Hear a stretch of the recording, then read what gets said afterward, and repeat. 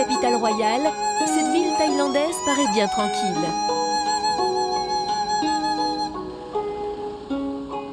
Mais ne vous fiez pas aux apparences. Car ici vivent en liberté des centaines de macaques que la légende dit être les descendants d'Hanuman, le dieu singe.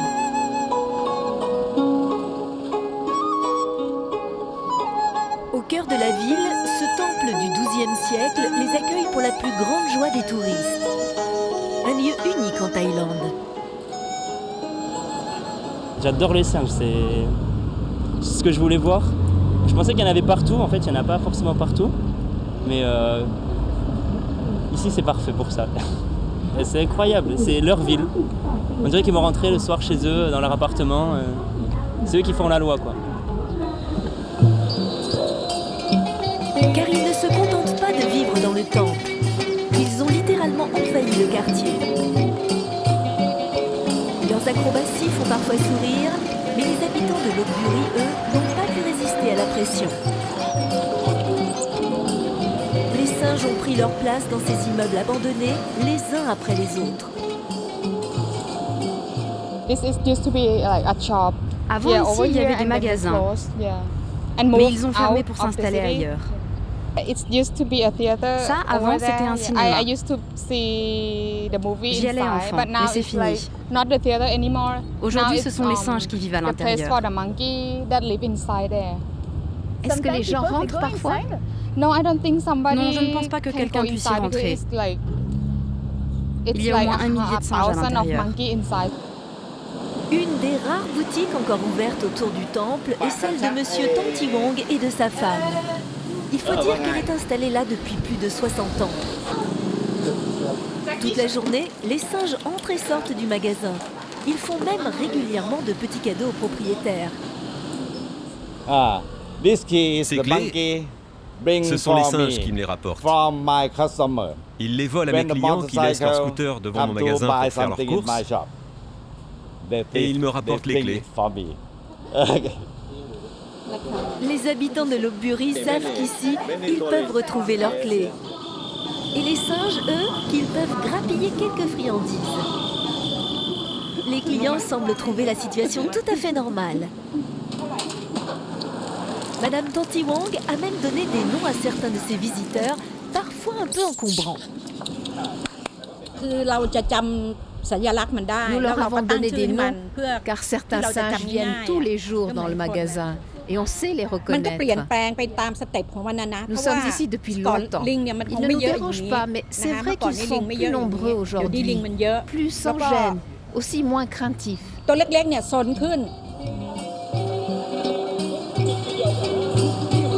la cohabitation entre singes et habitants n'est pas toujours aussi simple. À Lopburi, il y aurait environ 2000 macaques en liberté, divisés en 2 groupes bien distincts.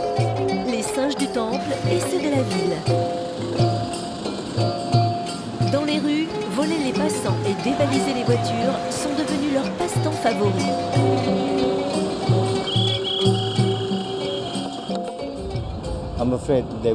J'ai peur qu'ils me mordent. Il faut surtout faire très attention si vous transportez de la nourriture dans votre sac. Ils le prennent et après, ils s'enfuient dans les immeubles. Vraiment, il faut faire très attention. Non, ne mords pas. Il n'aura fallu qu'un clin d'œil à ces 2 singes pour s'emparer de ses lunettes. Mais pour les singes aussi, vivre en ville n'est pas de tout repos. Dans cet environnement si peu naturel, les accidents sont nombreux. Les voitures et les fils électriques sont les principaux dangers.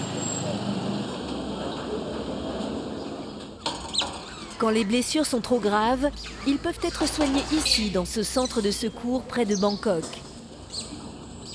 Pokémon est arrivé ici de Lopburi après avoir été électrocuté. Il a dû être amputé. Ce petit Loris, lui aussi, devrait s'en sortir. Mais il ne pourra jamais retourner dans la nature. Ça arrive souvent en Thaïlande, car les lignes électriques sont partout à découvert. Ce singe a été électrocuté. Il a perdu un œil Il voit plus rien de ce côté. Et il a été brûlé à la patte. Edwin Wick est le fondateur de ce centre. Il fait aujourd'hui partie d'une commission associant officiels et ONG pour limiter les conflits entre singes et habitants.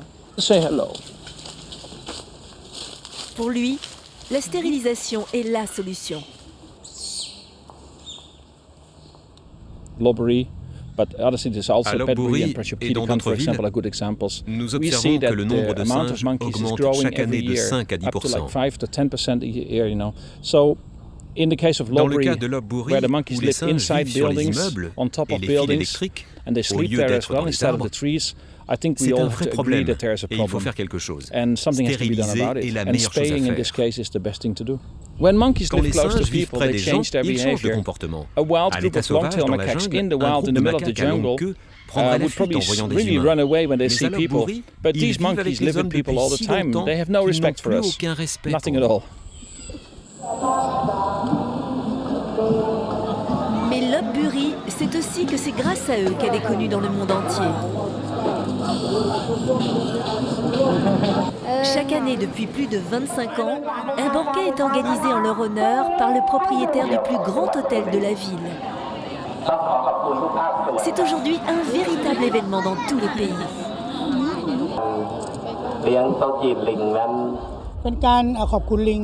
Nous faisons ce banquet pour remercier les singes. Ce sont des singes sacrés qui apportent la prospérité. La plupart des gens aiment les singes et je suis content que les étrangers viennent les voir. Des kilos de nourriture ont ainsi été soigneusement préparés pour ce grand jour. Clémentines, pommes, raisins, cacahuètes et même des barres au chocolat.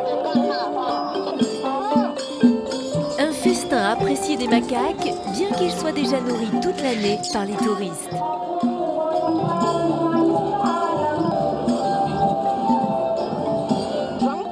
Ce guide emmène ses clients ici depuis plusieurs années. Il faut donner l'importance aux animaux. Ils ont la vie comme nous, comme ça. Il faut donner l'importance, il faut les protéger, il faut les féliciter. Les gens du village ici, ils vivent grâce aux singes. Il y a les touristes achètent les bananes, achètent la boisson à donner aux singes. Ça fait vivre les gens. C'est son ami. Ça, c'est ma carte, c'est Super-G. Pour ce touriste français aussi, c'est un jour exceptionnel. Il a pu pour la première fois approcher et toucher des singes en liberté. On bouge plus, on regarde, on profite du moment parce que c'est vraiment un moment personnel et on a un contact avec cet animal qui est magnifique. C'est sensationnel, on est vraiment bien. Les singes seraient arrivés ici il y a des centaines d'années. Aujourd'hui sauvages et domestiques à la fois, cette ville est aussi un peu la leur et ils ne sont pas près de la quitter. Rendez-vous est déjà pris pour le prochain banquet.